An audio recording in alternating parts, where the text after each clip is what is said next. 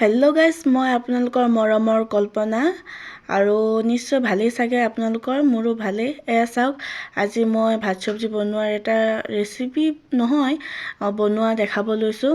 এয়া আলু, বিলাহী আৰু ভেদাইলতা শিঙি মাছৰ জোল বনালোঁ। মানুহজনৰ বিশেষ গা ভাল নহয়, সেইবাবে জোল বনালোঁ শিঙি মাছৰ।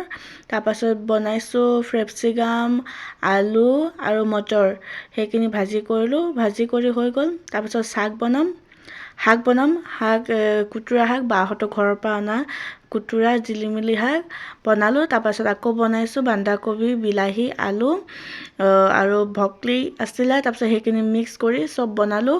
এনেই পৰি থকাতছে সেইবাবে বনাই থলোঁ সকলো চব্জি মিক্স কৰি। তাৰপাছত শেষত গৰম মছলা দি নমালোঁ। আৰু যদি মোৰ ভিডিঅ'টো ভাল লাগে আপোনালোকে লাইক, কমেণ্ট, শ্বেয়াৰ কৰি দিব। আৰু মই নতুন হয় আৰু যদি ক'ৰবাত ভুল হয় আপোনালোকে ক্ষমা কৰি দিব। Bye bye.